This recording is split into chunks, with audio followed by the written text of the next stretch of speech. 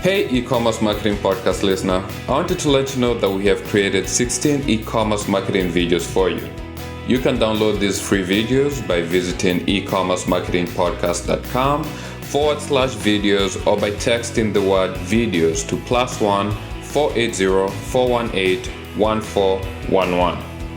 These step-by-step video marketing tutorials will teach you how to drive more traffic to your e-commerce website, how to get more backlinks to your e-commerce website, and how to optimize your website to get more paid customers. Get the videos right now by visiting ecommercemarketingpodcast.com/videos or by texting videos to +1 480 418 1411. Welcome to the e-commerce marketing podcast. Today's guest is Gayles Breton.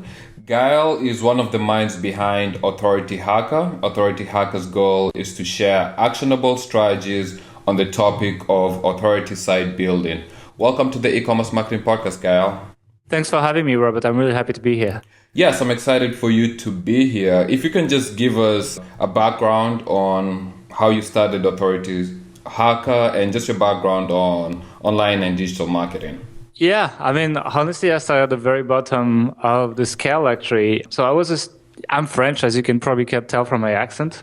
But yeah, I was a business school student and I was just looking for an internship.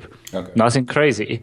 And I had studied in Hong Kong before, so I wanted to go back to Asia. And I found an internship in Kuala Lumpur for an Australian company that was doing SEO. At the time, I had no idea what SEO even meant. Okay. But, I knew I liked to hang out around my computer, so I was like, sure, why not? Went there, and as I say, started at the very bottom. I was doing what an intern in Asia was doing, i.e. a lot of posting listings on sites like Dig and Reddit and stuff, and doing very groundwork marketing type stuff. Okay. And so I worked with that company for a year and a half. I graduated, they hired me a little bit. Then I moved to London with them. Then eventually I decided to do my own thing. So I quit it and started with my current partner, Mark Webster, who is also my partner on Authority Hacker. And we actually opened an agency of our own. So we were selling online marketing services. We specialize in a small part of the whole online marketing stuff. We specialize in search engine optimization. And we were selling that for clients. At the beginning, they were small clients, but we actually grew up to be an SEO agency for companies like Macy's and Expedia, so we became pretty big. We actually grew the agency to around 35 staff before we sold it last year, actually. Okay, congratulations. And before that, a year and a half before we sold the company, we started creating our own sites. We're like, well, I think we're good enough now. We can definitely put our own money on this. And so we did. And we started creating what we call authority sites, which are mostly very content-oriented websites that then use the traffic they get from the content to sell stuff to their subscribers and stuff like that. Okay. And we'll probably dive a little bit deeper into that later. That's essentially what we started doing. And it went pretty well. So we have one case study site that we share on Authority Hacker called Health Ambition. So we actually give healthy living tips to people. And then we recommend products to them as well. And then when we were doing that, a lot of people were asking us how do you do that? I want to do that as well. I want to build a 5-figure a month website. And so that's how we started Authority Hacker, which is essentially us kind of sharing our real life experience on building these kinds of sites. Okay. So unlike a lot of other online marketing blogs, we try to make it real life. We try to talk about stuff we do, not stuff we read about on another blog. Okay, and today we're going to be focusing on authority site building. And at Authority Hacker, you guys follow a process called create, promote, engage, and convert. So today I want us to focus on that process, and you can just give us details about that process and explain it. But before we dive into it, can you just explain what authority site building is? I mean, essentially, it is using the power of content marketing. So, a lot of people do a lot of informational searches on the internet.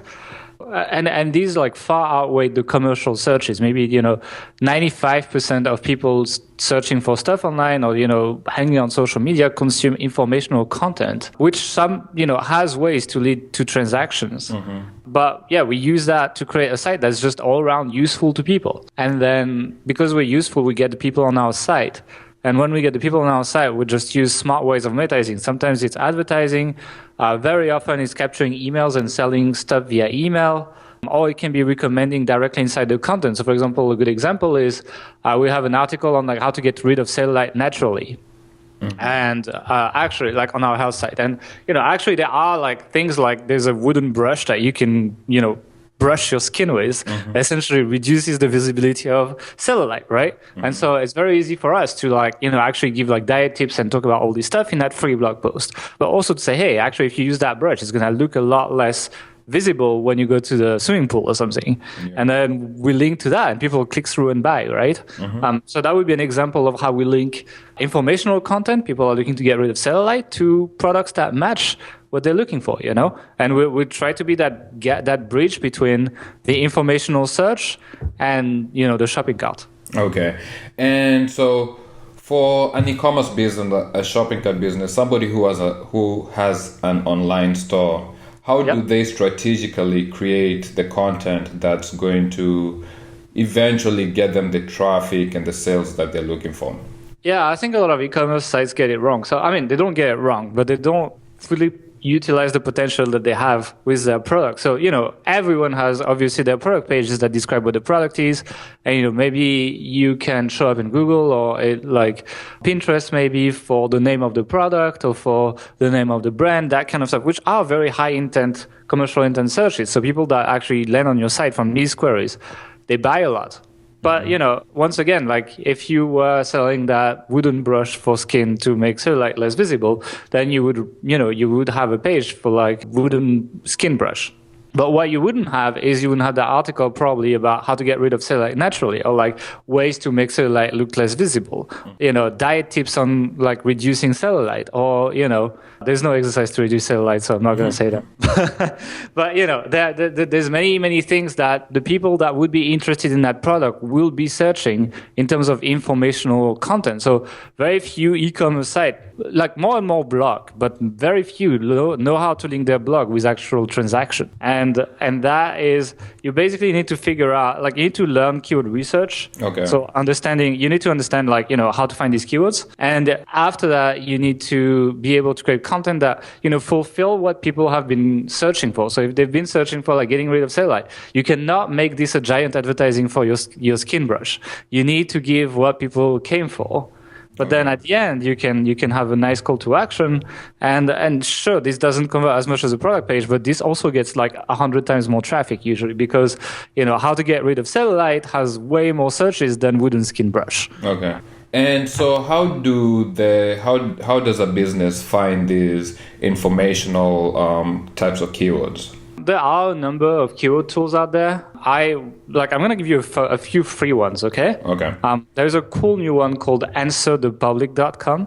And it's an interesting one. You can type a keyword and it's going to give you all the questions related to that keyword. So if I type cellulite in it right now, I'm actually doing it right now, then literally it's going to pull out hundreds of questions that people are searching for online. And so if you write content that answers these questions with an ad for your product on the sidebar, is a really good thing to do as an e-commerce store, Okay. And what are the tools that are out there for the keyword research? This Answer the Public tool is great. I like to use Ahrefs as well. Okay. It's a paid tool, but they allow you to reverse engineer your competition. So you just plug your competitors in there and you see all the keywords they rank for and all the content that does well for them. So you can emulate on that. That's basically what I use, actually. I literally use these Uber Suggest as well to expand on the longer tail keywords. So like, say you put a seed keyword and it finds all these Google suggestions, Okay. So I use these three tools basically, and I just I look a lot at my competitors. Okay. And that's it. So the first thing is figuring out what these keywords are, what people are really searching for when they're looking for your product. What does the product help people with? People don't buy a product for the product. People buy a product because they have a need. What is that need? Okay. And you need to deeply understand your product for that. And you need to understand what people use your product for. And based on that, it's very easy to think of base keywords and then use these tools to expand that and look at search volumes, and then create content on the keywords that have good search volume. Okay. And once you've done that, you've created that content, how do you promote it? How do you get it to rank and show up in the search engines? Okay, if you talk typically Google only, then the very easy answer to that is type that keyword you're trying to rank for. Take the top 10 results, check the people that link to them, make better content than these top 10 results, like really go crazy on that content, and then email every single person that links to the top 10 in Google and ask them to also add a link to your page. And how do you find the people who linked to those? I use Ahrefs. I use Ahrefs as well. They have a database for that. Okay, so for Ahrefs, you can use it to find the backlinks to those top 10 results, and also for the keyword research. Obviously, what you want to do as well is you want to work on your site level metrics, your domain authority and that kind of stuff. Yeah. And so another easy way to do that is to do a lot of guest posting. So, finding blogs in your niche and providing free content in exchange for a link to your site or to your blog content in content. And that's going to, increase your domain authority. So if you do both of these things, then you're in a pretty good place in terms of backlinks. Now, there are other ways to promote your content. It doesn't need to be only Google. We also do like social media. So, for example, for e-commerce, Pinterest is massive, right? In that case, if I was promoting physical products, I would, and the products are shareable, obviously. If it's something that's not very shareable on social media, then I wouldn't waste my time. I would focus on search. Okay. But if it's something that looks good, then what works on Pinterest is like pictures in contests, right? So like you would say, like, imagine you sell this wooden brush thing, then you would work on creating a tutorial on using it. And then you can make one of these mini infographic with the steps of the tutorial and pin that on Pinterest and pin that on group boards on Pinterest, where pinners just get together to pin stuff together. But these have an enormous amount of followers and they generate thousands of visits per day for us. And so, I would pin these kind of mini infographics with the product in context that links to a tutorial on how to use this product. And at the end, I'd be like, hey, if you want to do it yourself, click here to buy the brush, Okay. And are there other ways to promote the content other than just link building and social media marketing? I mean, not really. At the end of the day, it's like most referral traffic on the internet is search and social media. Okay. Sure, you can get referral traffic from other people's site, but this happens when you do link building, Yes. And you get your promotion going, you already have the keywords, you already have the content, you're promoting it, people are coming to the website, they're coming to your shopping cart, your store. Okay, once they come, what should you be doing with this traffic? When they come to the shopping cart? Or just to your website, or to that page you're creating, all that content you're creating and promoting. Oh, okay. I would probably try to capture their email. Okay. So what works really well for us in terms of sales is time-limited promotions. So, adding scarcity to anything just makes it sell 10 times more. You don't need to be an amazing copywriter. You just need a giant timer on your page. But to run these kind of campaigns, you kind of need people's emails to remind them about it. So, and it's kind of a softer conversion than trying to go for the sale directly. So I like to create lead magnets. I like to create like free guides, free PDFs, etc. And like offer that to people in content and via opt-in pop-ups. Okay. And we've tested these very extensively. And so like really, really work on your opt-in rate there. And then after that, regularly as a shop owner, especially if you have a large selection of products, just run like a discount on one item, randomly every week, and don't make it predictable so people are not expecting these promos and wait for the discounts. But have something that get people to do one transaction. And very often when people buy one thing, they're like, especially if there's a shipping cost, they will add more to their cart and they will buy non-discounted products, Yeah. The third, right now we're going to move on to the third step of the authority site building process. That's engage. What is involved when it comes to engaging? Well, I mean, that's basically what we were just talking about before. It's like essentially, I mean, you can get people on your email list if you just like do nothing other than selling to them. Okay. Although we actually have tried that recently and it works pretty well still. But if you kind of need to deliver value for people to actually want to open your emails.